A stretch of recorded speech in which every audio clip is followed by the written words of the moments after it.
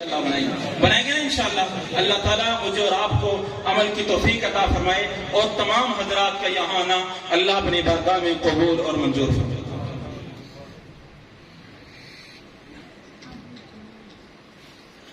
بغیر کسی تاخیر کے ہمارے سروں کے تاج، ہم سب کے لیے انتہائی محترم علماء کی شان، علماء کی آن، ہمارے اکابر کے صحیح ترجمان مفسر قرآن علامہ محمد عطا اللہ بندیالی صاحب آپ کے سامنے آ کر اللہ کے قرآن سے توحید کے نغمے آپ کو سنائیں گے.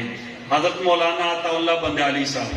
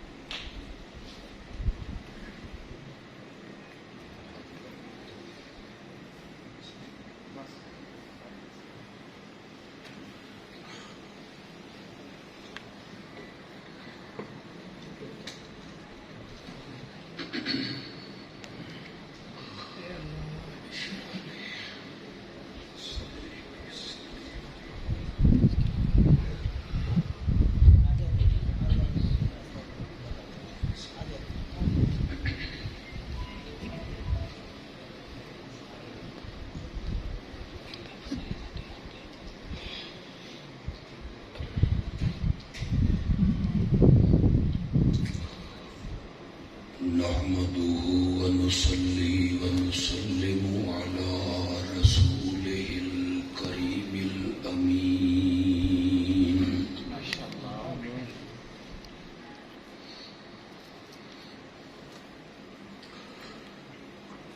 وعلى آله وأصحابه أجمعين.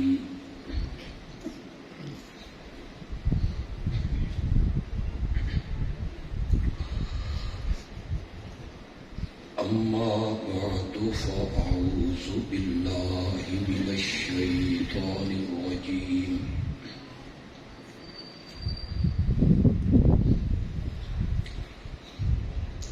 بسم الله الرحمن الرحيم.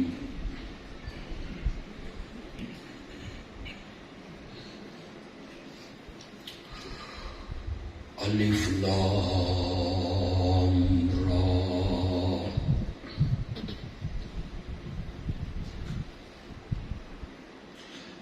كتاب أحكمت آياته ثم فصلت من لدن حكيم خبير.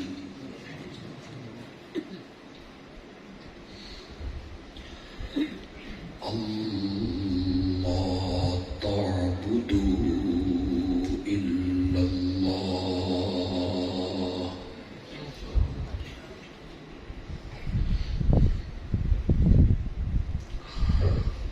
اللهم صل على سيدنا ومولانا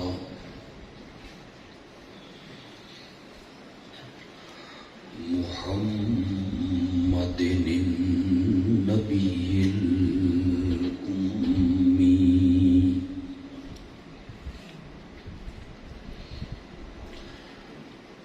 وعلى آله وأصحابه وأزواجه وأهل بيته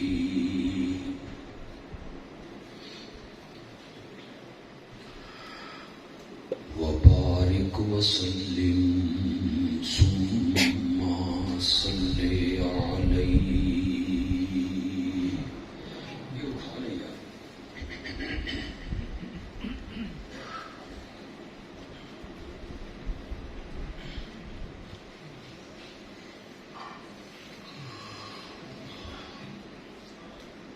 رمضان المبارک کی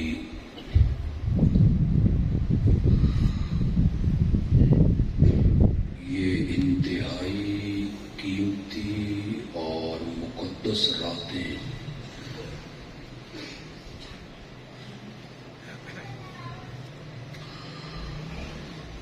تقریروں اور بیانات کے لیے نہیں ہیں،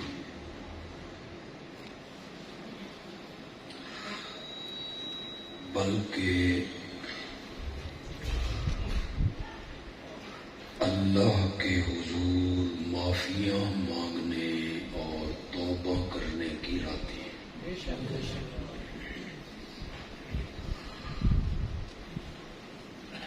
مجھے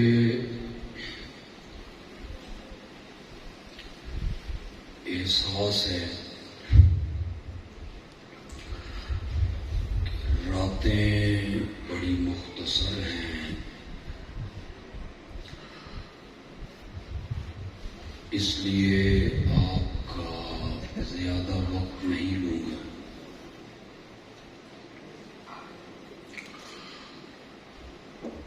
آپ نے میری گفتگو کو توجہ سے سنا،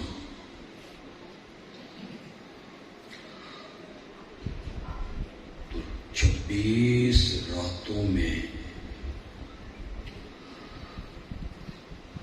جو اللہ کی آخری کتاب مقدس کو آپ نے سنا،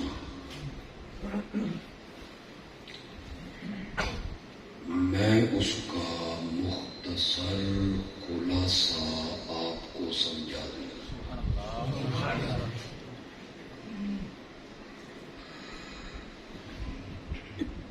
قرآن پاک کی جو تفسیر ہم 2 مہینوں میں 8 گھنٹے کی کلاسیں لگا کے طلبا کو پڑھاتے ہیں، آپ کی توجہ درکار رہی تو اس کا خلاصہ میں 1 گھنٹے میں بیان کر دوں۔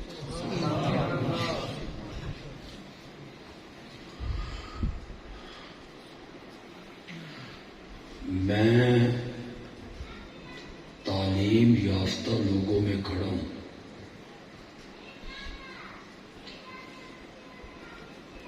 پڑھے لکھے سامعین میرے سامنے،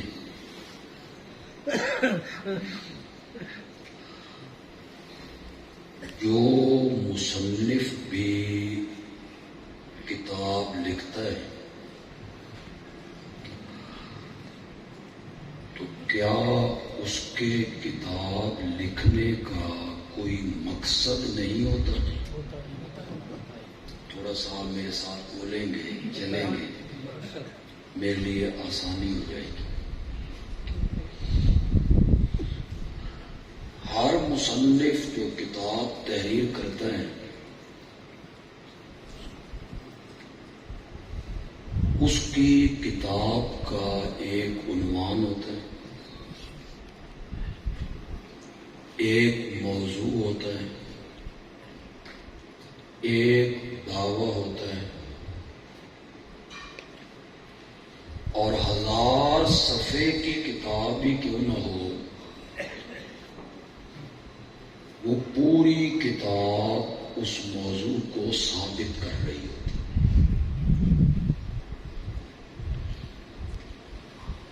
اپنے موضوع کے لیے وہ دلائل دیتا ہے، کوئی حکایت لکھتا ہے تو مقصد وہی موضوع ہوتا ہے، کوئی شعر تحریر کرتا ہے تو مقصد وہی موضوع ہوتا ہے۔ اگر کتاب کے لکھنے کا مقصد کوئی نہ ہو،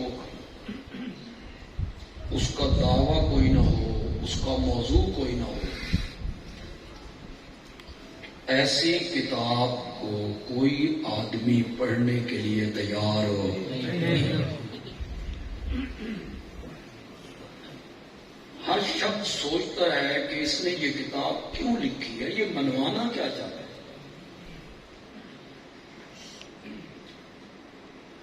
اگر میری یہ بات صحیح ہے اور یقیناً صحیح ہے کہ ہر کتاب کا ایک دعویٰ ہے، موضوع ہے، عنوان ہے، لکھنے کا مقصد ہے، کوئی بات منوانا چاہتا ہے، تو میرے بھائیوں قرآن کوئی عام کتاب نہیں ہے، یہ تو شہنشاہ کی کتاب ہے، یہ کلام اللہ ہے، کلام اللہ۔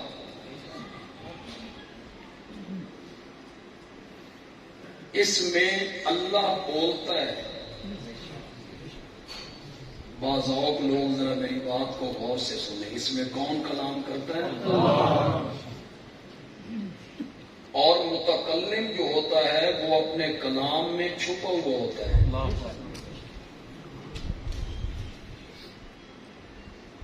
مغل خاندان کی ایک شاعرہ نے کہا تھا، در سخن مخفی منم چوں بوئے گل در برگ گل،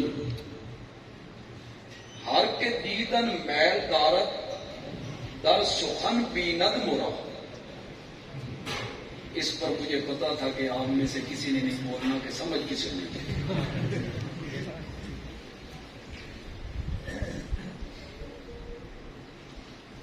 کہتی ہے در سخن مخفی منم، بعض اوق لوگ ذرا توجہ کریں، وہ جو شاعرہ ہے نا اس کا تخلص بھی مخفی ہے۔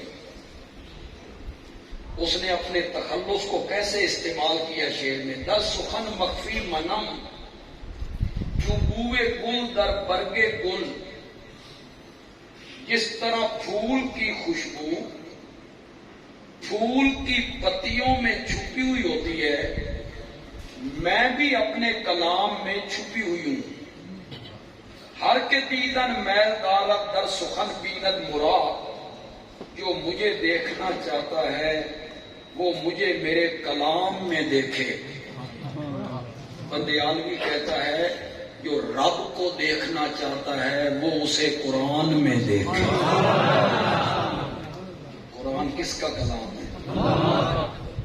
تو ہر کتاب کا ایک دعویٰ ہوتا ہے، ایک عنوان ہوتا ہے، ایک موضوع ہوتا ہے، جس کے گردا گرد وہ ساری کتاب گھومتی ہے، اس مقصد اور دعوے کو ثابت کرتی ہے، وہ مصنف ثابت کرتا ہے۔ تو قرآن جو ساری کتابوں کی شہنشاہ کتاب ہے، لا ریب کتاب ہے، اس کا دعویٰ، موضوع، عنوان اور نازل کرنے کا مقصد کوئی نہیں ہوگا۔ بولیے ضرور سے۔ کسی کو سمجھ نہ آئے تو اس کی اپنی قسمت ہے۔ میں دلائل سے ثابت کروں گا، اور دلائل بھی قرآن ہی سے۔ میں قرآن کا طالب علم ہوں، میں نے قرآن کی تفسیر سبقاً پڑھی ہے، اور پڑھی بھی حضرت شیخ القرآن مولانا غلام اللہ خان سے، اور ایک مرتبہ نہیں 2 مرتبہ پڑھی۔ پھر 27 سال ہو گئے مجھے قرآن تفسیر پڑھاتے ہوئے بھی۔ ایک ایک آیت میرے سامنے ہے، ایک ایک سورت میرے سامنے ہے۔ میں قرآن کا طالب علم ہوں۔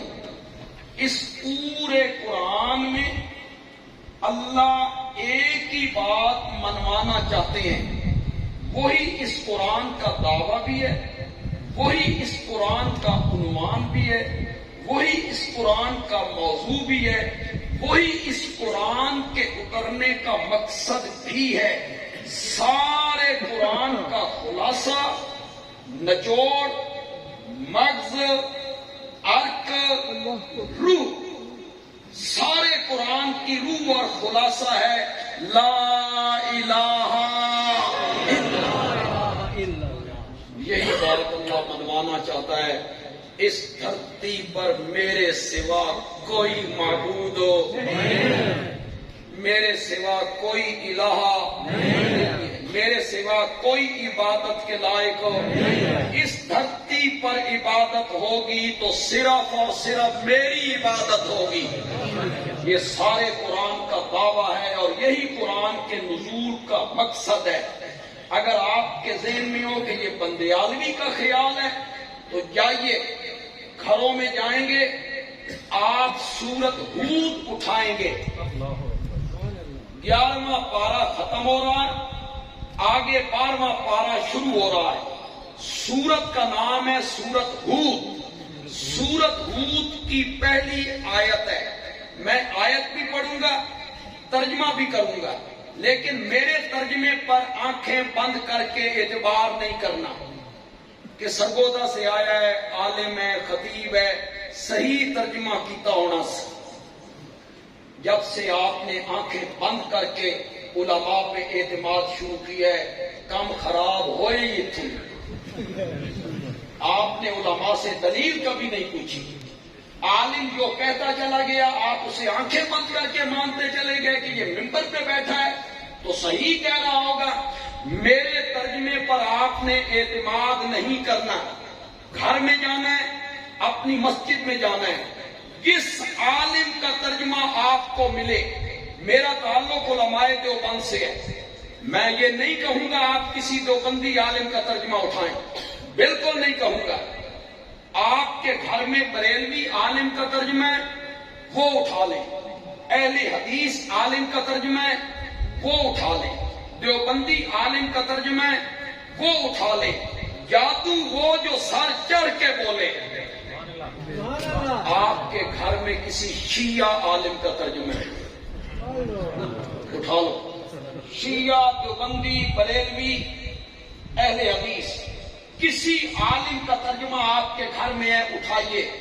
سورت کا نام ہے سورت ہود، 11ویں سپارے کا آخری صفحہ ہے، پہلی آیت ہے۔ انشاءاللہ ہر مکتب فکر کا عالم وہی ترجمہ کرے گا جو بندیالوی اس وقت کر کے جا رہا ہے۔ یہ نہیں ہے کہ شیعہ عالم اور ترجمہ کرے اور میں اور ترجمہ کروں۔ آپ کو کھلی اجازت ہے، آپ جا کے پڑھیں، لیکن سمجھاؤں گا میں اسے، اس آیت کو میں سمجھاؤں گا آپ کو۔ اللہ کہتے ہیں کتاب احکمت آیاتہ ثم فصلت من لدن حکیم خبیر۔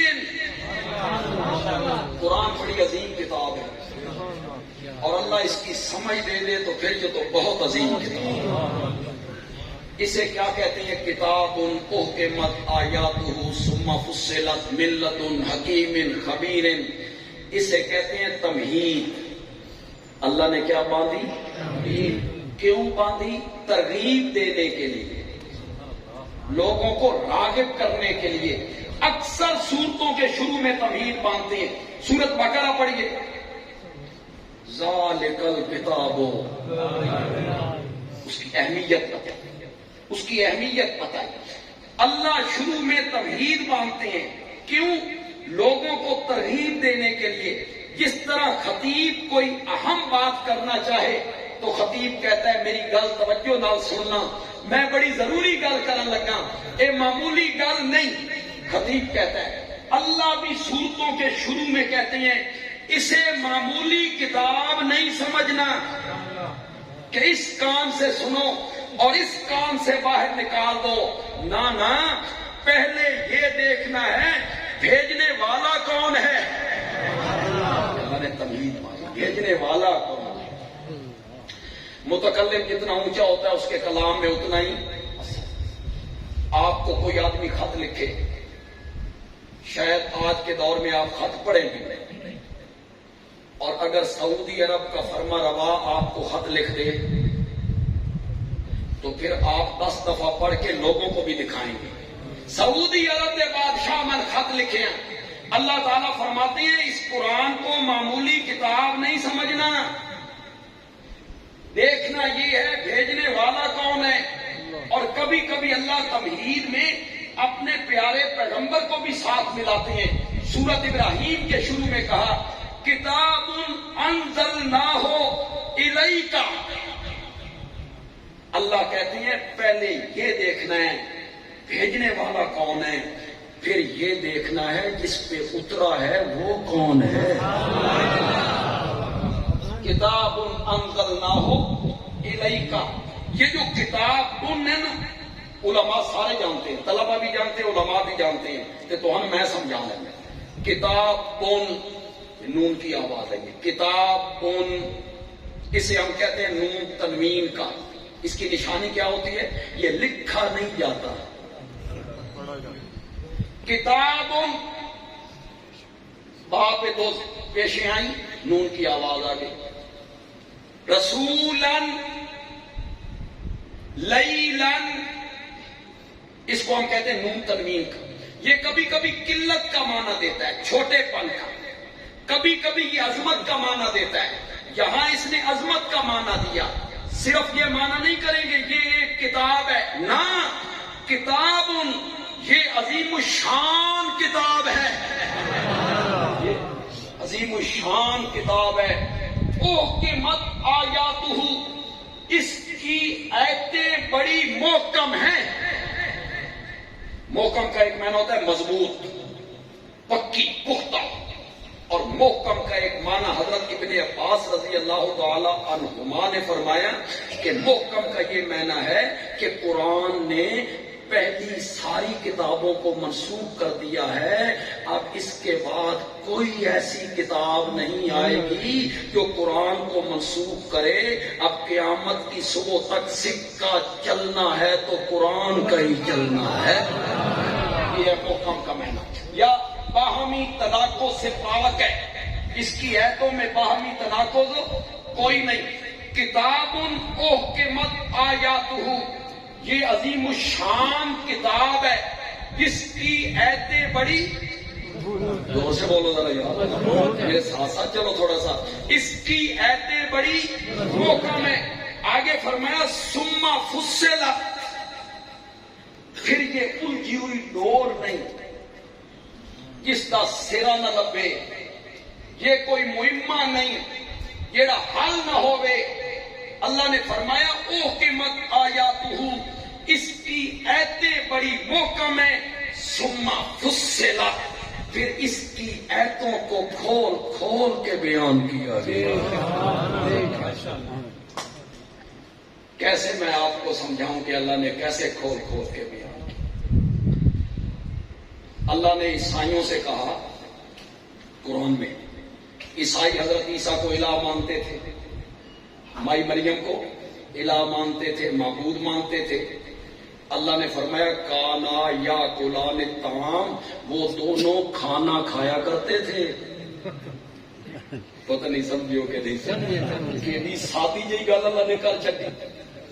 کانا یا کلان الطعام، حضرت عیسیٰ بھی روٹی کھاتے تھے اور مریم بھی، یہ دونوں کھانا کھایا کرتے تھے. آپ کہیں گے یہ کوئی بڑی زبردست دلیل ہے، یہ بڑی پکی دلیل ہے. بندیالوی کہتا ہے بڑی زبردست دلیل ہے، لیکن دلیل کو دیکھ اس طرح جس طرح میں دیکھتا ہوں. پھر یہ بڑی زبردست دلیل ہے. اللہ نے فرمایا یہ دونوں کھانا کھانے کے محتاج تھے، اور جو کھانے کا محتاج ہوتا ہے نا وہ زمین کا محتاج ہوتا ہے.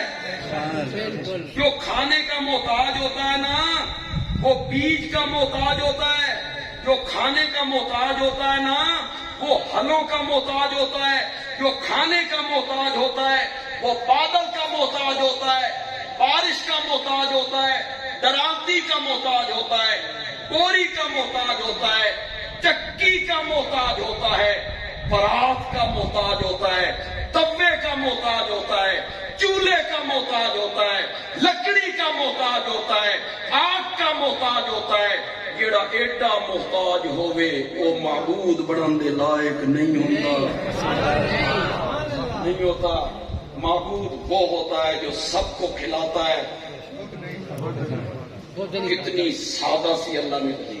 کانا یا کلان الطعام، وہ دونوں محتاج تھے، کھانے کے محتاج تھے.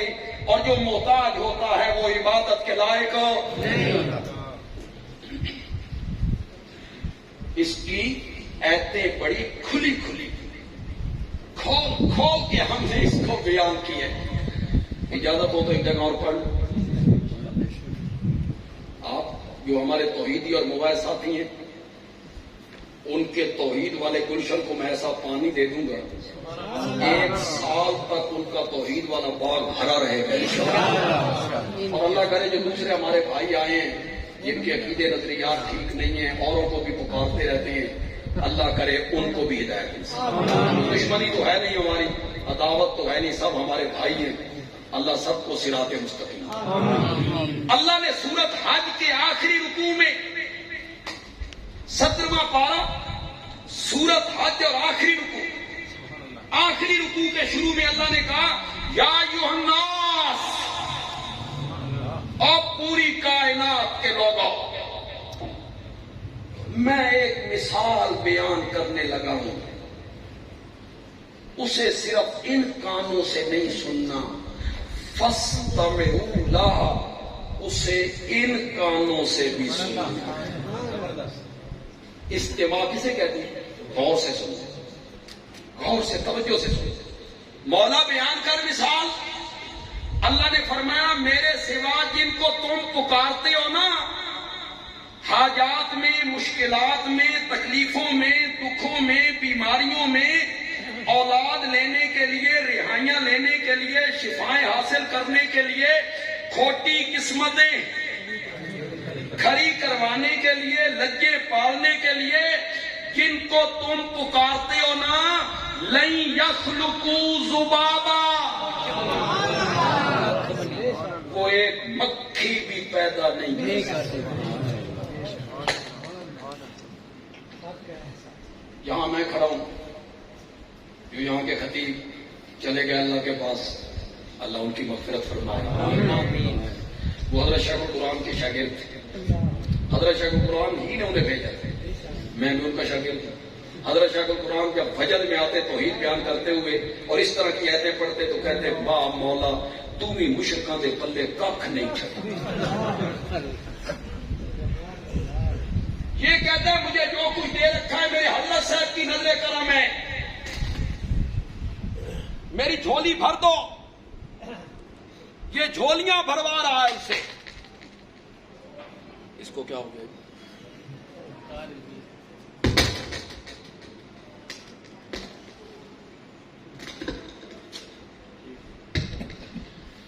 یہ کہتا ہے میری جھولی بھر دو، یہ چھپر پھاڑ کے دیتی ہیں، جھولیاں بھر دیتی ہیں۔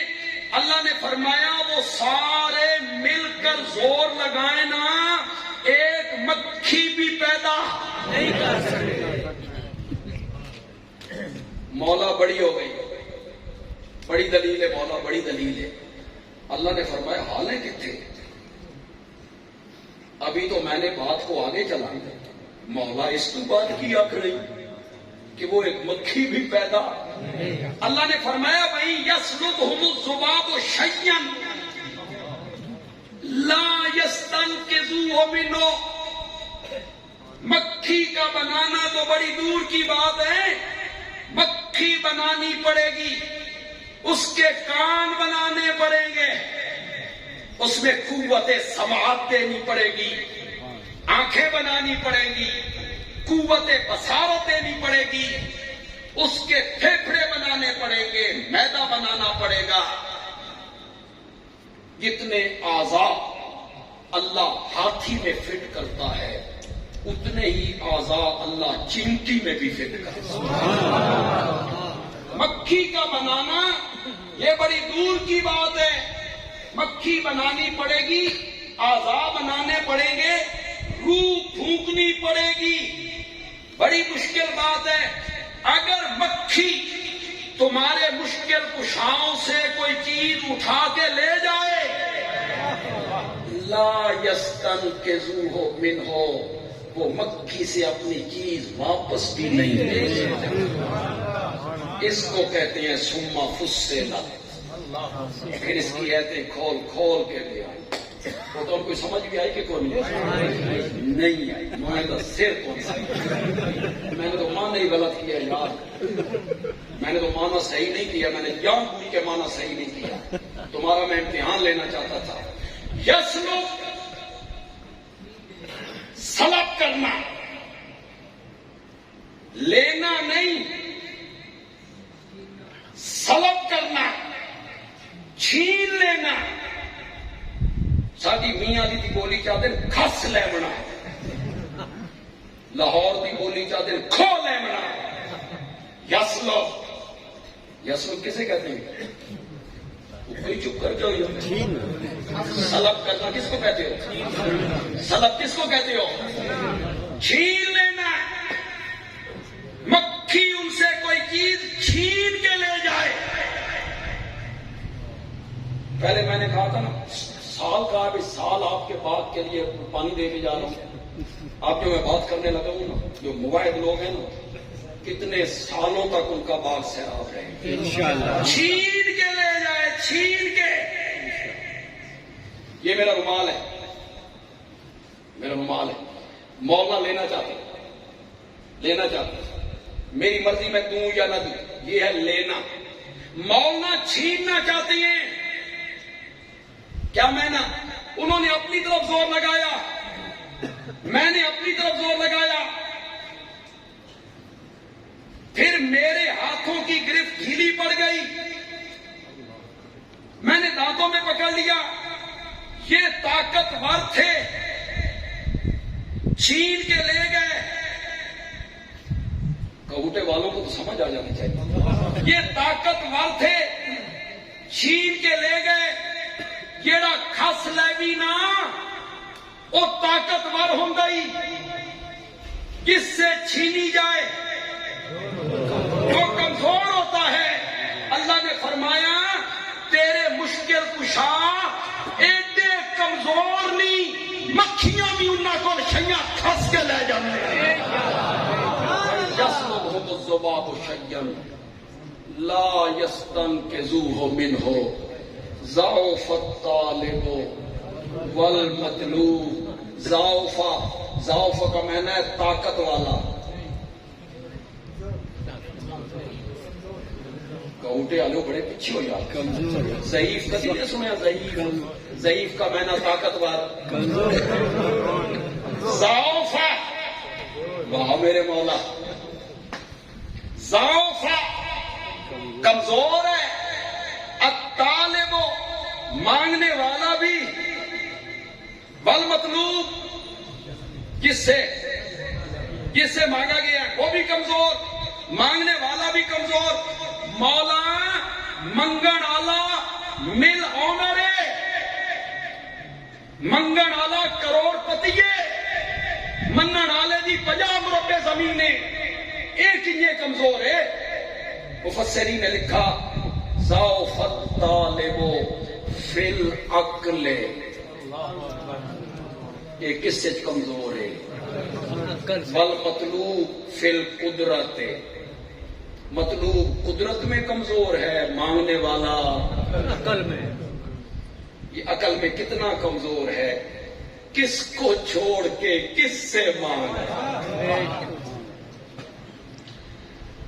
اللہ اکبر. یہ عظیم الشان کتاب ہے جس کی ایتیں بڑی محکم ہیں. ثم فصلت، پھر اس کو کھول کھول کے بیان کیا گیا ہے. ایتیں محکم کیوں نہ ہوں؟ من لدن حکیم، بھیجنے والا جو حکیم ہے. خبیر، بھیجنے والا جو خبیر ہے. ایتیں بڑی محکم ہے، توجہ کرنا، ایتیں بڑی محکم ہے، پھر مفصل ہے.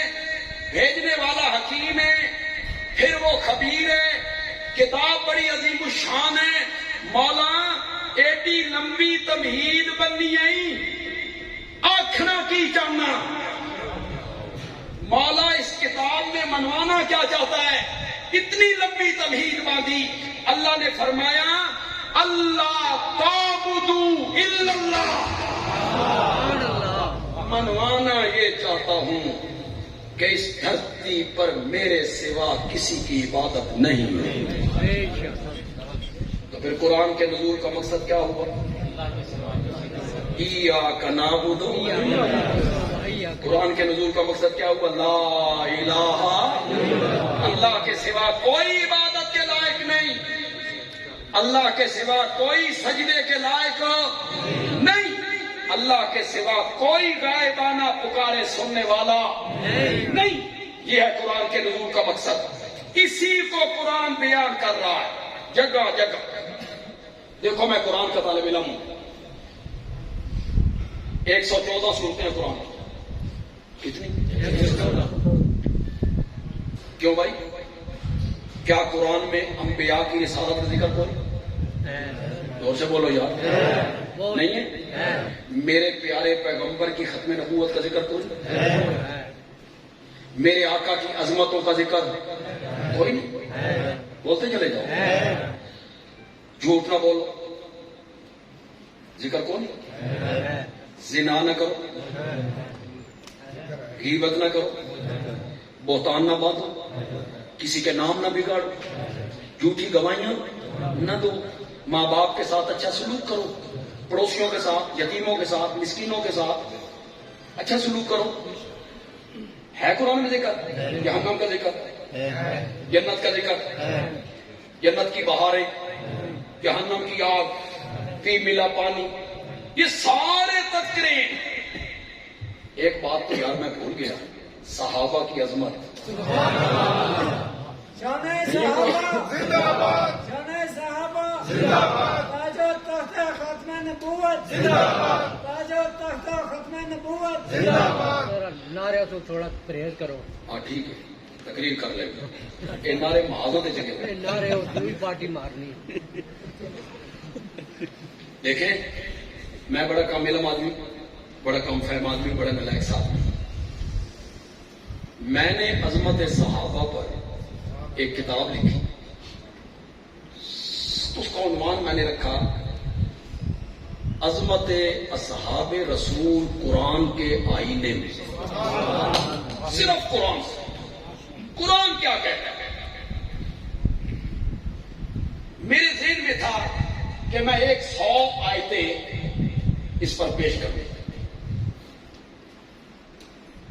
لیکن جب میں قرآن میں داخل ہوا تو وہ 100 سے بڑھ گیا. میں نے کہا چلو یار 200. پھر میں چلتا گیا، وہ 200 سے بھی بڑھ گیا. میں نے کہا چلو یار 300. پھر وہ 300 سے بھی بڑھ گیا. پھر میں نے کہیں نہ کہیں تو بریک لگانی تھی. لمبی کتاب، وہ 700 صفحے کی کتاب، اتنی طویل کتاب. کہیں بریک لگانی تھی. جو آپ میں صاحب ذوق لوگ بیٹھے ہیں یا تحریر و تصنیف کے شعبے سے ان وابستہ ہیں، وہ میرے ذوق کا داد دے گے میرے ذوق کی. میں نے بریک لگائی 313 آیتوں سے. یہ بدر کی 300 کی. یہ علماء بہت سارے یہاں موجود ہیں، کہوٹا کے ارد گرد کے علماء. یہ علماء تھوڑی سی محنت کریں، کوشش کریں تو ہو سکتا ہے کہ اور آیتیں بھی. بھرا پڑا ہے قرآن، صحابہ کی عظمتوں سے قرآن بھرا پڑا ہے. میں صرف ایک جملہ نوجوانوں کے لیے کہنا چاہتا ہوں جو بڑے متاثر ہوتے ہیں کہ وہ جیلم کا مرزا کتابیں نکال کے بیٹھتا ہے. فلاں کتاب نے یوں لکھا، فلاں تاریخ نے یوں لکھا، تبری نے یوں لکھا، البدایہ نے یوں لکھا، فلاں حدیث میں یوں آیا، حدیث میں فلاں بندے نے یوں کہا. میں ساری باتوں کا ایک ہی جواب دینا چاہتا ہوں. نوجوانوں پلے باندھ لو، دل کی تختی پر بندیالوی کا جواب لکھ لو. بندیالوی کہتا ہے میرے نبی کے صحابہ تاریخی شخصیات نہیں ہیں، صحابہ قرآنی شخصیات ہیں. تو انہیں کتابوں میں نہ دیکھ، انہیں قرآن میں دیکھ. قرآن کیا کہتا ہے صحابہ کے متعلق؟ گندی مکھی نہ بن، شہد بھی مکھی بن. پتہ نہیں یار میرا جملہ سمجھ ضائع کا تھا یا میرا جملہ کیا؟ گندی مکھی نہ بن. کون سی مکھی بن؟ گندی مکھی بیٹھتی ہے منہ پر، گندی مکھی بیٹھتی ہے غلاظت پر، گندی مکھی بیٹھتی ہے نجاست پر، اور شہد کی مکھی پھولوں پر، پھلوں پر، سبزے پر. باغات میں صحابہ کے معاملے میں صحابہ کو تاریخ کے حلقوں میں صحابہ کو قرآن کے صفحات میں دیکھنا ہے۔ قرآن کیا کہتا ہے؟ اولئک هم المتقون، اولئک هم المتقون، کرو مانا یار، وہ کون ہے؟ بولتے کہ نہیں ہو یار؟ اولئک هم الصادقون، اولئک هم المفلحون، اولئک هم الراشدون۔ متقی وہی ہوتا ہے، پتہ نہیں کتنے لوگ میرے اشارے کو سمجھیں گے، سارے نہیں سمجھیں گے لیکن کچھ لوگ سمجھیں گے جو تحقیق کا مادہ رکھنے والے ہیں۔ متقی وہ ہوتا ہے جو منبر پہ حضرت علی کو گالیاں نکالے۔ تو یہ پڑھاتا رہتا ہے قوم کو کہ حضرت معاویہ حضرت علی کو منبر پہ گالیاں نکالتے تھے، جبکہ صحابہ کی تعریف میں قرآن کہتا ہے اولئک هم اور مومن۔ علماء کرام خدا کے لیے میری اس بات کو غور سے سنیے گا، بہت سارے اشکال آپ کے ختم ہو جائیں گے اور آپ کہیں گے کہ بندیالوی نے بڑی نئی بات کی ہے، نئی بات کی ہے۔ مومن کو گالی دینا فسق ہے، یہ میرے نبی کا فرمان ہے۔ مومن کو گالی دینا فسق ہے، گالی دینے والا فاسق ہے۔ اور قرآن کہتا ہے میرے نبی کے یاروں کے متعلق فَكَرَّهَ إِلَيْكُمُ الْكُفْرَ وَالْفُسُوقَ وَالْعِصْيَانَ، میں نے اپنے نبی کے یاروں سے کفر کو بھی پرے ہٹایا، فسق و فجور کو بھی پرے ہٹایا اور نافرمانیوں سے بھی پرے ہٹایا۔ میں تیری کتابوں کو آگ نہ لگا دوں؟ کتابوں کے بلبوتے پہ ناچتے پھرتے ہو، فلاں نے یوں لکھا اور فلاں نے یوں لکھا۔ تم نے قرآن نہیں پڑھا؟ قرآن میرے نبی کے یاروں کے متعلق کیا کہتا ہے؟ رضی اللہ عنہ، رضی اللہ عنہ ورضوا عنہ۔ اور بھائی یہ جو حج کرتے ہو، عمرے کرتے ہو، تہجد پڑھتے ہو، مسجدیں مناتے ہو، وظیفے پڑھتے ہو، تسبیح بولتے ہو، خیرات کرتے ہو، یتیم بچیوں کی شادیاں کرواتے ہو، غریبوں پہ خرچ کرتے ہو، یہ سب کچھ کرتے ہو، کس لیے کرتے ہو؟ کس کو راضی کرنے کے لیے؟ اور صحابہ کے متعلق قرآن کیا کہتا ہے؟ رضی اللہ عنہ ورضوا عنہ۔ خدا دی قسم کمال ہو گئی، اللہ اپنی رضا دا پہلے ذکر کیتا، انہاں دی رضا دا پیچھے ذکر کیتا۔ اللہ نے فرمایا وہ پیچھے راضی ہوئے، میں پہلے راضی ہو گیا۔ رضی اللہ عنہ ورضوا عنہ اعد لهم جنات، ان پہ تنقید کرتا ہے، کتابیں کھول کے بیٹھ جاتا اور بکواس کرنے لگ جاتا ہے، فلاں نے یوں لکھا، فلاں نے یوں لکھا۔ قرآن پڑھنا ہے، اعد لهم جنات، پڑھو یا ذرا، اعد لهم جنات تجری تحتها الانہار۔ علماء کرام تھوڑی سی جرت تو کرنے لگا ہوں، لیکن علماء سے معذرت کر لیتا ہوں، مجھے معاف کر دیں، مجھے صحابہ سے والہانہ پیار ہے، محبت ہے۔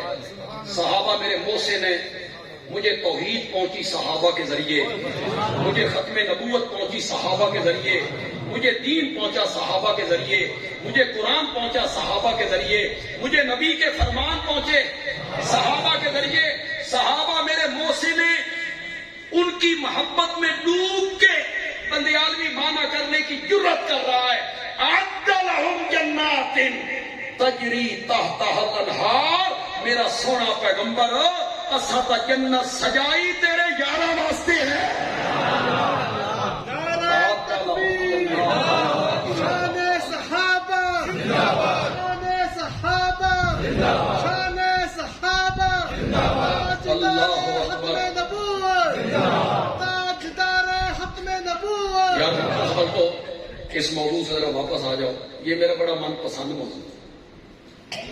میں صحابہ کا وکیل ہوں اور قیامت کے دن صحابہ کے قدموں میں اٹھنا چاہتا ہوں کہ صحابہ مجھے گلے سے لگائیں۔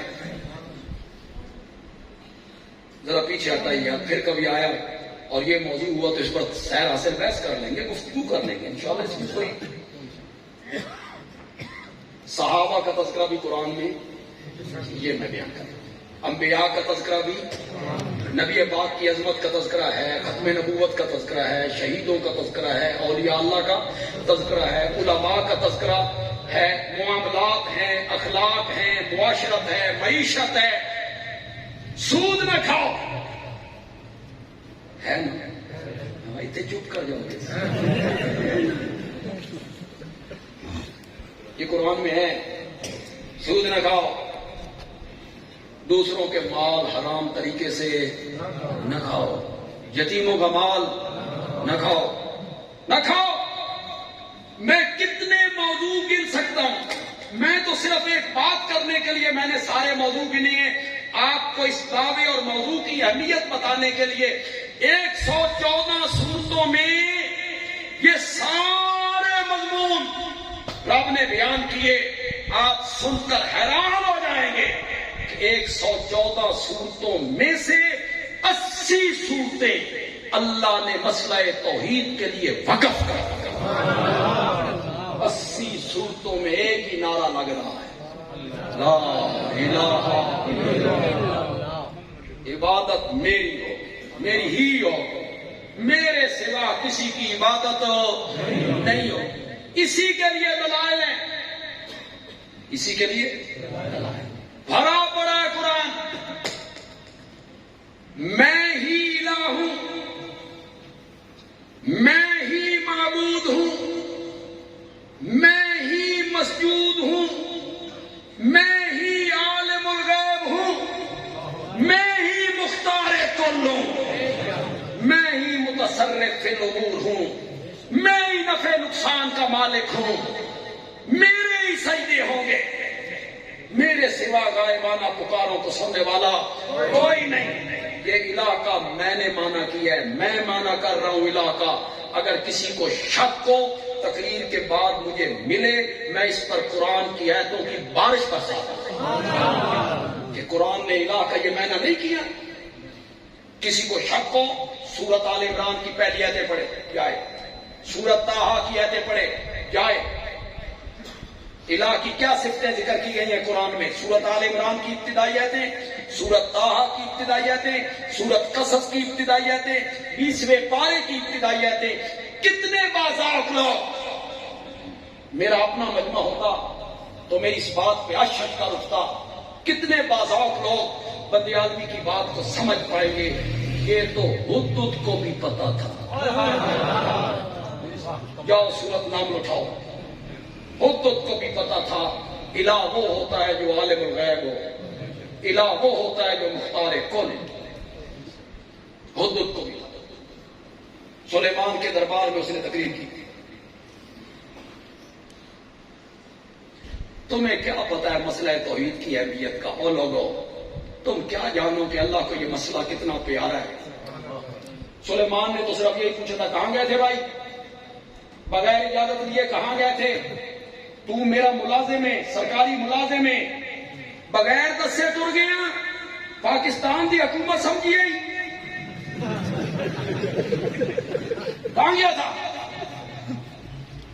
اس نے کہا میں یمن گیا تھا، علاقہ سبا میں، وہاں ان کی ملکہ میں نے دیکھی، بڑی سیاسی قوت ہے اور سورت کے وہ پرستار، میں وہاں سے ہو گیا. یہ کہہ کہ حضرت سلیمان کی بات کا تو جواب ہو گیا، جواب ہو گیا. یہ کہہ کے نا حدود نے سلیمان کے دربار میں توحید کے موضوع پر تقریر شروع کی. پڑھیے قرآن سورت نام پڑھیے، خدا کے لیے پڑھیے، حدود کی وہ تقریر پڑھیے. اللہ نے قرآن میں نقل کر اس اللہ کا سجدہ کیوں نہیں کرتے جو زمین و آسمان کی چھپی ہوئی چیزیں باہر نکالتے ہیں؟ مختار کل ہے، جو چھپاتے ہو اس کو بھی جانتا ہے، جو ظاہر کرتے ہو اس کو بھی جانتا ہے، عالم الغیب ہے. دو صفتیں ذکر کرنے کے بعد حدود نتیجہ نکالتا ہے، اگر یہ دونوں صفتیں اللہ کی ہیں تو پھر لا الہ الا آؤ ہمارے پاس، ہم تمہیں بتائیں الہ کا معنی کیا ہے. حضرت سلیمان کا دربار ہے، پارلیمنٹ کے ممبر ہیں، وزیر ہیں، مشیر ہیں، صنادید ہیں، بڑے بڑے لوگ ہیں، دربار لگا ہوا ہے، خود تقریر کر رہا ہے، زمین و آسمان کی چھپی چیزیں باہر نکال لیتا ہے، جو چھپاتے ہو ظاہر کرتے ہو اس کو جان تقریر شروع کی۔ حضرت سلیمان نے کہتے ٹھہرو، بڑا خطیب آیا مبلغ، میں دسن لگایا زمین و آسمان کی چھپی چیزیں کون باہر نکالتا ہے؟ میں نہیں پتا، میرا بڑا قیمتی وقت ہے، میرا وقت ضائع نہ کر، چپ۔ میں تیرے کو پوچھا کہ تو توحید سے تقریر کر؟ حضرت سلیمان نہیں کہتے، خاموش بیٹھی۔ لوگوں، مسئلہ توحید اتنا اہم مسئلہ ہے، ہد ہد پرندہ بھی بیان کرنے لگ جائے تو سلیمان پیغمبر بھی غور سے سننے لگ گئے۔ اللہ میرے سوا الہ کوئی نہیں، میرے سوا عبادت کے لائق کوئی نہیں، میرے سوا غائبانہ پکارے سننے والا کوئی نہیں۔ مولا ڈنڈے کے زور مال منوا نہیں، جبر زبردستی منوا نہیں، فرمایا نہیں منوا سکتا ہوں، جبر کر کے منوا سکتا ہوں، تو میرا دروازہ چھوڑ کے کسی اور طرف جا، میں تجھے اندھا کر دوں، کر سکتا ہوں۔ میرا دروازہ چھوڑ کے کسی اور طرف جا، میں تیری ٹانگیں توڑ دوں، کر سکتا ہوں، لیکن میں زبردستی نہیں منوانا چاہتا، میں تو دلائل کی قوت سے منوانا چاہتا ہوں۔ پھر اللہ نے دلائل پیش کیے اس مسئلے پر کہ میرے سوا الہ کوئی نہیں۔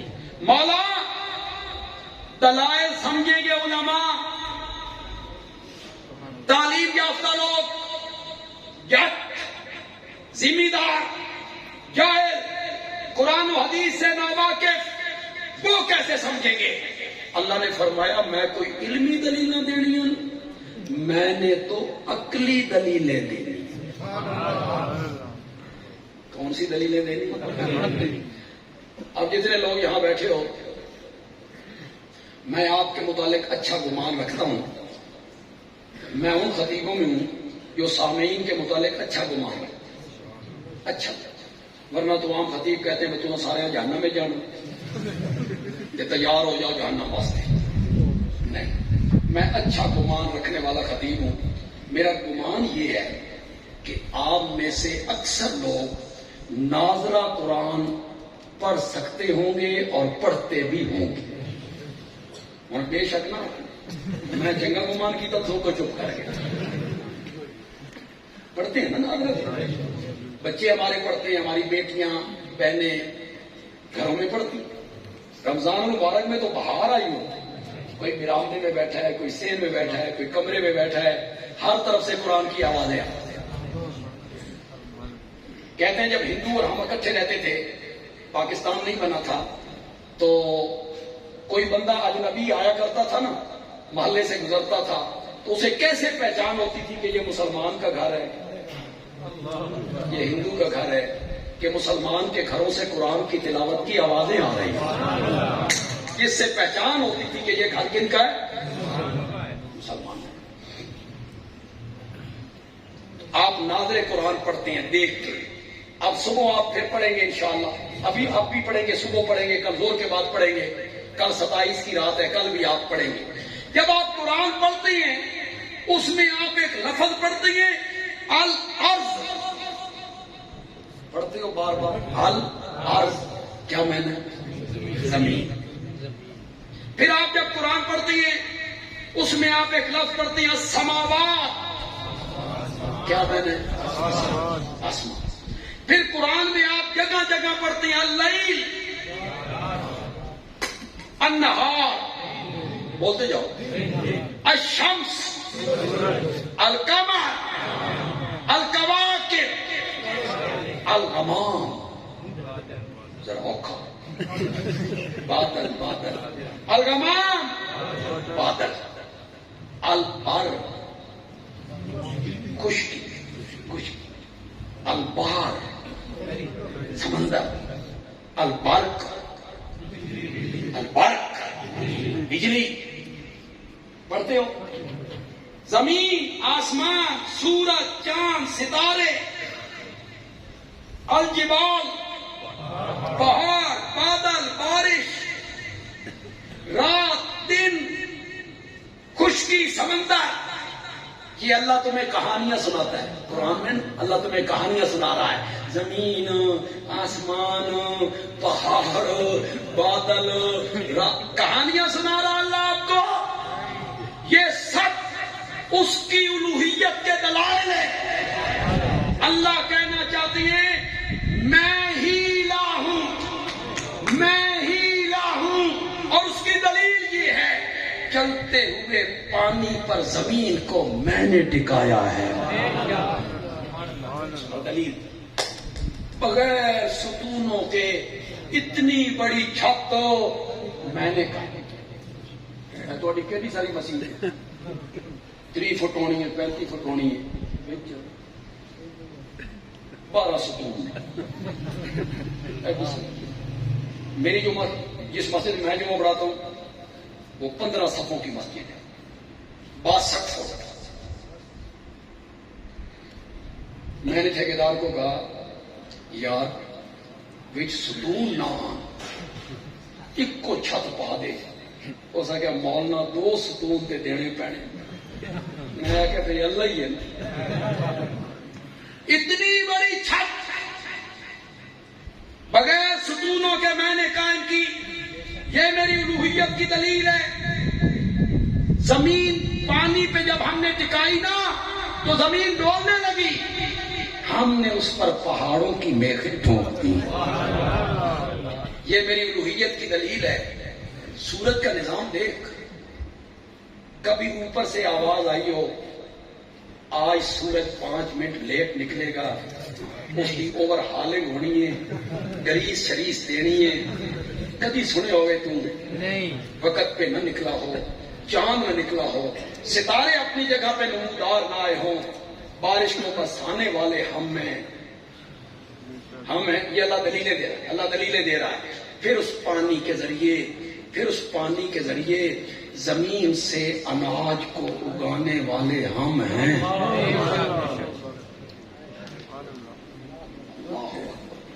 اب بھی تمہیں اللہ کی توحید اور الوہیت کی سمجھنا ہے. اس کو چھوڑ کر اوروں کو پکارتے رہو، اوروں کو کہتے رہو میری جھولی بھر دے، میری جھولی بھر دے. تمہاری قسمت ہے اپنی. اللہ کہتے ہیں جو دانا بو کے آتا ہے نا زمین کے اندھیرے میں، اس کو میں نے اندر ہی اندر چیر کے رکھ دیا. کچھ حصہ نیچے چلا گیا، کچھ حصہ باہر نکلا. اسے اردو میں کہتے ہیں کومپل. کیا نام ہے؟ پنجابی میں کہتے ہیں انگوری، کئی علاقوں میں کہتے ہیں سکتا. آپ کے علاقے میں کہتے ہیں سکتا. پتا. یہ بات جو میں کہہ رہا ہوں موحد لوگ اسے سنیں. ان کے گلشن توحید کو بڑا پانی ملے، بڑا وافر پانی ملے. یہ جو سکتا ہے، انگوری ہے، کومپل ہے، یہ سریے دا ہوں. سریے دا ہم چپ کر کے بیٹھے پہ مطلب سریے دا ہی ہوتا. یہ سریے کو کیوں کہ سریے کو پھونک مارو نا، پھونک دوسری طرف جا لگے. آباد کی زمین ہو، ناران کاغان کا پہاڑی علاقہ ہو، مانسیرے کی زمین ہو، پہاڑی علاقہ ہو، تو نے کبھی نہیں سوچا اس نرم و نازک پتے نے سخت زمین کا سینہ چیرا اور باہر نکالا ہے. تو نے کبھی نہیں سوچا کہ یہ سب کچھ کرنے والا کون ہے؟ یہ کس کی قدرت؟ تو کہاں بھاگ کے پھر رہا ہے؟ کن سے مانگ رہا ہے؟ اور پھر میرا جملہ ضائع نہیں ہونا چاہیے خدا کے لیے، میں توجہ اس لیے دے رہا ہوں کہ آپ کی توجہ رہے. پھر یہ کومپل باہر نکلی. سکتا کبھی تم نے دیکھا مشرق کی طرف منہ کر کے نکلاؤ، یوں نکلاؤ، یا مغرب کی طرف منہ کر کے نکلاؤ، یا شمال کی جانب یا جنوب کی جانب؟ نہیں، اس نے رخ اپنا رکھا کی طرف بندیالوی کہتا ہے اسے پتا نہ سمجھ، شہادت کی انگلی سمجھ، شہادت کی انگلی سمجھ، جو آسمان کی طرف رخ کر کے یہ پتا کہتا ہے مولا میرا وجود اس بات پہ گواہ ہے تیرا کوئی شریک نہیں، تیرا کوئی شریک نہیں۔ اللہ یہ عقلی دلیل ہے۔ پھر اللہ کہتے ہیں زمین، آسمان، سورج، چاند، ستارے، درخت، پتے، پھول، پھل، بارش، بادل، اولے، فصلیں، اناج، ان کو دیکھ کر میری توحید سمجھ نہیں آئی؟ اپنی پیدائش دیکھ، الم یکن نطفۃ من منی یمنی، تو گندے پانی کا قطرہ تھا، مدتوں باپ کی پیٹھ میں ٹھہرایا، پھر ماں کے رحم میں ٹپکایا۔ قرآن بولا فی ظلمات سلاسل، ذرا سلاس کا معنی تو کرو یار، کتنے اندھیروں میں؟ ماں کے پیٹ کا اندھیرا ایک، رحم کا اندھیرا دو، اس جھلی اور پردے کا اندھیرا تین، جس جھلی میں لپیٹ کے ہم تیری تصویریں بنا رہے تھے۔ مجھے چھوڑ کے کہاں بھاگ کے جا رہا ہے؟ کن سے مانگ رہا ہے؟ کن کو متصرف سمجھ رہا ہے؟ کن کو قادر کہہ رہا ہے؟ قادر کوئی بھی نہیں، سب عبد القادر ہیں۔ قادر کوئی نہیں، سب عبد القادر ہیں، سب غلام قادر ہیں۔ قادر ایک ہی ہے، ایک ہی ہے۔ تین اندھیروں میں کیوں بھائی؟ دنیا میں بڑی بڑی کاریگر ہم نے دیکھے، بڑی کاریگریاں کرتے، یہ لکڑی کا کام کرتے ہیں، حیران کر کے رکھ دیتے ہیں، صراف سونے پہ کام کرتے ہیں، حیران کر کے رکھ دیتے ہیں کاریگر۔ لیکن دن کے اجالے میں یوں ہی اثر ہونے لگی، استاد نے شاگرد سے کہا لائٹ آن کرو، کیوں جلاؤ؟ استاد جی کیوں؟ آگے کاریگری کرنی ہے۔ دنیا کے کاریگر کاریگریاں کرتے ہیں دن کے اجالے میں، میں نے کاریگریاں شروع کی تین اندھیروں میں، فی ظلمات سلاسل۔ میں تو یار بڑی مختصر سی تقریر کرنا چاہتا تھا، تو تھکتے نہیں گئے؟ میں نے سفر کر کے پھر سرگودے بھی پہنچنا ہے، کل انشاءاللہ لاہور بھی جانا ہے، کل چلا جائیں گا؟ ٹھیک ہے، تمہاری علیہ گھر میں ہے نا؟ اللہ اکبر، محبت ہے نا، محبت ہے، پیار ہے۔ جملہ ایک ذہن میں آ رہا ہے یار، پتہ نہیں آج میرا ذہن بڑا کھل گیا ہے، شرح صدر کی اللہ نے، جملہ ذہن میں آ رہا ہے، پہلے سارے جملوں سے زبردست جملہ ہے، پہلے میں نے یہ جملہ ایسا جو اس طرح کا جملہ کو نہیں ہوتا۔ اللہ نے فرمایا میری الوہیت کو پہچاننے کی کوشش کر، میری معبودیت کو ماننے کی کوشش کر۔ میں ہوں جو ماں کے پیٹ میں تین اندھیروں میں گندے پانی کے قطرے پر نقشہ جماتا ہوں اور یوسف جیسا حسین بنا کے رکھ دیا کرتا ہوں۔ مجھے پہچاننا، میں قادر ہوں، میں متصرف ہوں۔ جن کو تو قادر اور متصرف سمجھتا ہے ان کے چہرے پہ مکھی بیٹھ جائے تو وہ مکھی کھانے کی، وہ کروٹ بدلنا نہیں جانتے ہیں۔ ان کو پکار رہا جو اپنے یتیم بچوں کے سروں پہ ہاتھ نہیں رکھ سکتے، جو سب کچھ چھوڑ کے چلے گئے، ان کو کہہ رہا یہ میری کھوٹی قسمتیں کھڑی کر دیں گے۔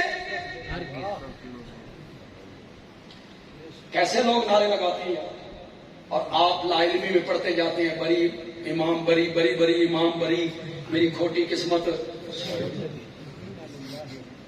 یہاں سمجھدار لوگ بیٹھے ہیں، پڑھے لکھے لوگ بیٹھے ہیں، نوجوان بیٹھے ہیں، اگر کوئی یہ نعرہ لگانے والا بھی یہاں بیٹھا ہے، میرا بھائی، میرا عزیز، میرا دوست، میرا بزرگ بیٹھا ہے، ہمارا بھائی ہے، دوست ہے ہمارا، میں اس سے ہاتھ باندھ کے ایک بات پوچھنا چاہتا ہوں، میں نے ایک منٹ کے لیے مان لیا میں نے 1 منٹ کے لیے مان لیا، فرض کر میں نے مان لیا کھوٹی قسمتیں بری امام کھڑی کرتا ہے، مجھے یہ بتا کھوٹی کون کرتا ہے؟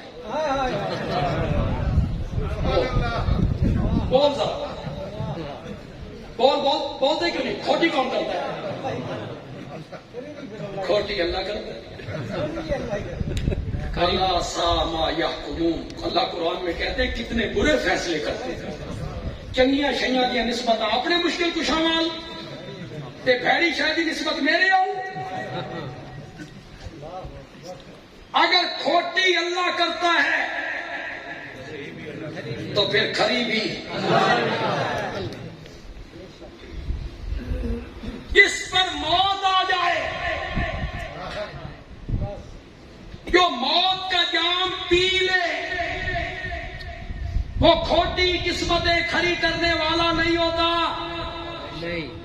جسے نہلا دیا جائے، وہ سمجھو کہ کوئی نہیں سمجھے، جسے نہلا دیا جائے، پھر جسے کفنا دیا جائے، پھر جس کا جنازہ پڑھا دیا جائے، پھر جسے قبر میں لٹا دیا جائے، جس پر مٹی ڈال دی جائے، وہ کھوٹی قسمتیں کھڑی کرنے والا نہیں ہوتا۔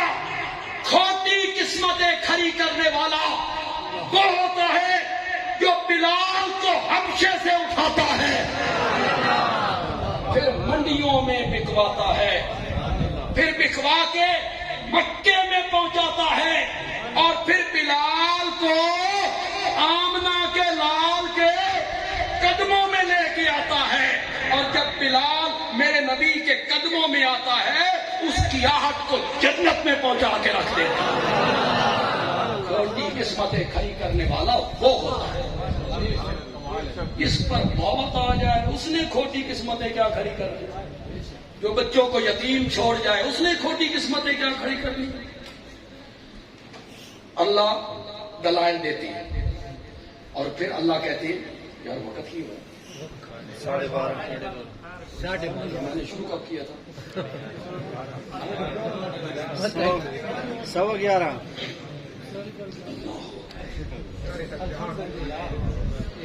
اللہ جب اپنی پیدائش دکھاتے ہیں بندے کو، اللہ اس کے بعد ایک بات کہتے ہیں، اللہ کہتے ہیں حالیں بھی سمجھ نہیں آئی، میری توحید کی حالیں بھی سمجھ نہیں آئی، تو دروازے پہ بندھے ہوئے جانور کو دیکھ، بھینس دیکھ، گائے دیکھ، بکری دیکھ، اونٹنی دیکھ، ان لکم فی الانعام لعبرۃ۔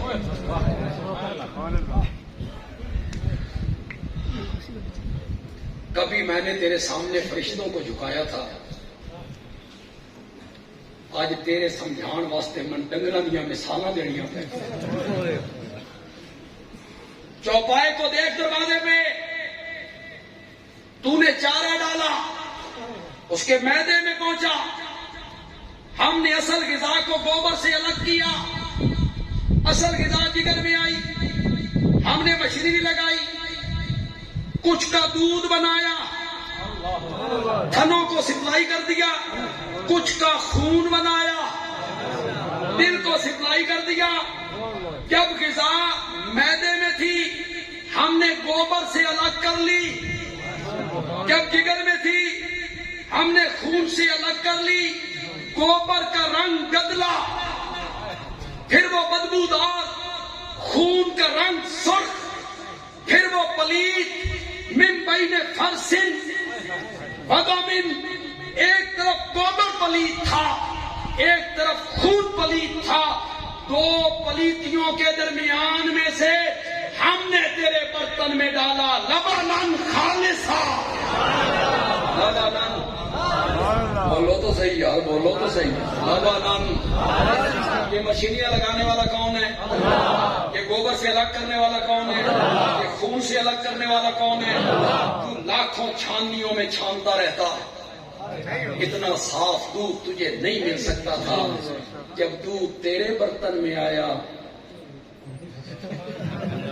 تو یہ تقسیم ہوگا فلاں بزرگ کے مزار پر، یہ فلاں نظر رکھ، واہ میرے مولا تیرے حوصلے، واہ میرے مولا تیرے حوصلے، سب کچھ دیکھتا رہتا ہے، اور پھر کہتا ہے اور لے اور لے، اسا چنگی جی FIR کٹنا چاہتے ہیں کہ قیامت والے دیہڑے تیری ضمانت بھی نہ ہو سکے، ضمانت بھی نہ ہو سکے۔ اور لے اور آگے بڑھ،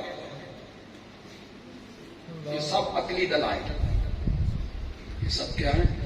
عقلی دلائل تو اور بھی، لیکن یہاں پر ایک لگا لیتے، میری بھی زندگی اللہ کرے، آپ کی بھی اللہ زندگی کرے، پھر آئیں گے انشاءاللہ یہیں سے اپنی بات کو شروع کریں گے انشاءاللہ۔ وما علینا الا البلاغ۔ الحمدللہ رب العالمین، والصلاة والسلام علی سید الانبیاء والمرسلین وعلی آلہ واصحابہ اجمعین۔ ربنا آتنا فی الدنیا حسنہ وفی الآخرۃ حسنہ وقنا عذاب النار۔ اللہم یا ارحم الراحمین ارحم علینا یا حی یا قیوم برحمتک نستغیث۔ اللہم اغفر ذنوبنا، اللہم اغفر ذنوبنا، یا اللہ ہمارے چھوٹے بڑے سارے گناہوں کو معاف فرما۔ آپ میں سے جن کے والدین زندہ ہیں وہ بڑے خوش قسمت لوگ ہیں، خدمت کیا کرو۔ جن کے والدین وفات پا چکے ہیں یا ان دونوں میں سے ایک اللہ کے پاس پہنچ گئے ہیں، ہر نماز میں اور ہر نماز کے بعد اپنے والدین کو دعاؤں میں یاد رکھا کرو، ان کے لیے دعا کیا کرو، ان کی مغفرت کی دعا کیا کرو۔ یا اللہ جتنے ہمارے بزرگ، جتنے ہمارے بھائی، جتنی ہماری مائیں، جتنی ہماری بہنیں بیٹیاں اس دنیا سے چلے گئے ہیں، مومن مسلمان جتنے بھی اس دنیا سے چلے گئے ہیں، میرے اللہ سب کی مغفرت فرما، یا اللہ سب کی مغفرت فرما، یا اللہ ان کی کوتاہیوں سے درگزر فرما، ان کے ساتھ اپنی رحمت کا معاملہ فرما، شفقت کا معاملہ فرما، پیار کا معاملہ فرما، یا اللہ ان کے ساتھ اپنی رحمت کا معاملہ فرما۔ تمام بیماروں کے لیے دعا کیجیے، جتنے بھی بیمار ہیں سب کے لیے دعا کر لیجیے، اللہ تمام بیماروں کو شفاء کاملہ عاجلہ عطا فرما۔ صلی اللہ تعالی علی خیر خلق محمد وعلی آلہ واصحابہ اجمعین، آمین برحمتک۔